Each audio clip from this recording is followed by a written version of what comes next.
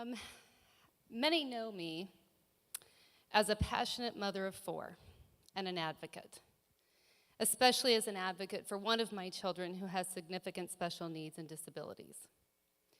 But what many do not know is that one of the biggest challenges I have faced is navigating the world of a teenage boy. My firstborn was laid on my chest moments after 36 grueling hours of back labor. And I looked into the vast ocean of blue eyes, blonde-haired perfection, and our souls met. And I knew for this, I would step in front of a bus or a bullet. 2 years later, after a traumatic divorce, my sweet son Chase and I were solo navigating life together. And I protected him with all of my heart. And this plan worked for about 14 or so years, during which I remarried an amazing man named Andy. I had 3 more children, and I thought I was doing really, really well at co-parenting. Now, all children have their own set of special needs, typically developing or not. Teenagers are a challenge under the best of circumstances. And within the setting of a divorce, it can become filled with landmines and quicksand. I began to notice in every picture of my son and I together, my hands were clenched into him with a death grip, which I sadly realized was a mirror of my current parenting style, because I was going to save him from making poor choices, and I was going to keep him safe with that grip. In most post-divorce situations, instead of going to court to settle your differences, most states require parents enter into what's called mediation, and that's how you resolve your issues, is in this mediation. I entered mediation in early 2011 because I was going to tell some people what they were doing wrong and what they needed to do to fix it when it came to parenting my son. Part of that mediation process involved my talking with a therapist and a child psychologist. And I was asked what I like to make what I like to call my angry, bitter list. Write down moments when I felt that my parenting and my relationship with my son had been interfered with. So I started that list with the first time that my 5-year-old was kept from me on Mother's Day. My list grew, and I started to see my insults and injuries and my pain on paper. And I spent many months in mediation. And what I learned was that I was knee-deep in a battle to keep my son safe, when in reality, I was losing the war. I had a PhD in passive-aggressive behavior. I was your dinner party conversation killer. Here comes Amy to tell us what all the kids are doing wrong. Don't want to sit next to her. I'm all in. I'm all in. I get it. And I had failed Chase, most of all, because my advocacy looked very different with him.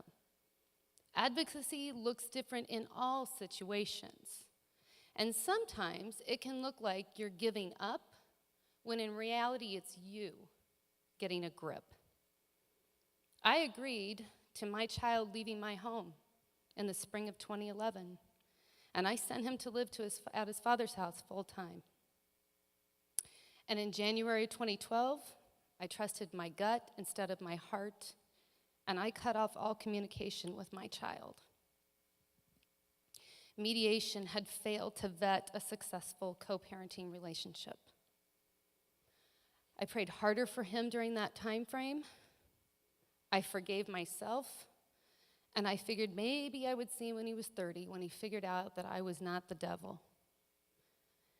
And my heart was broken in a million little pieces. And I really thought for a while that I might die from that sadness that sat in my chest every day. My favorite author, Stephen King, once wrote, great parenting author. It's horror. He wrote, "There's no bitch on earth like a mother frightened for her kids." And I was frightened. And I was a bitch. However, in the mediation process, what I learned is that it's an inside job. The only thing I could control at this point was me, my reactions, and my behavior.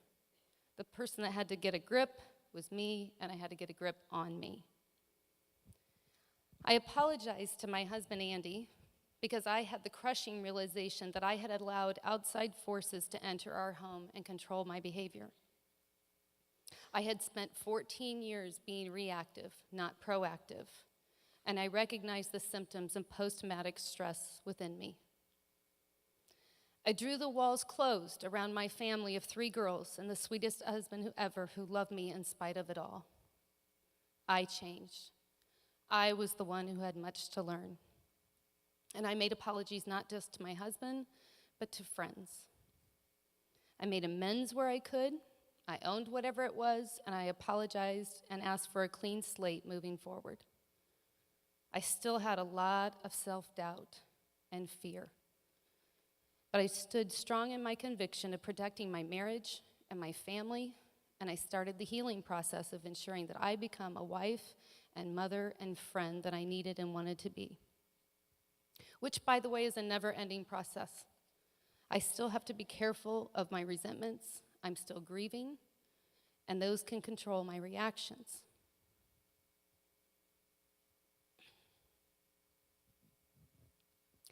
I never again want to hear my son cry the way he did on a March spring day just 2 months later, when he called and finally within the sobbing uttered, "I need you, Mom." And he came home, and together we healed. And I love you. I have my son's full blessing to share this part of our journey with you. And in working on this, it was suggested that I talk about some ideas if anyone else is doing this. If you're a mother struggling to connect or reconnect with your child, forgive yourself and remember to trust the process. Trust your gut and never let anyone else derail what you know to be true about yourself and your child. Mediation is one of the very best tools for any aspect of life. It's not just for post-divorce issues, and it works. And most of all, you are not alone. Sometimes you have to take a leap of faith and no net appears, and you hit every single obstacle on the way down, and you smash right into rock bottom. But then you can begin to pick yourself up, dust off, heal, and just keep it moving. I am Amy. I am a woman of faith, a woman of hope, and I wish that for all of you as well.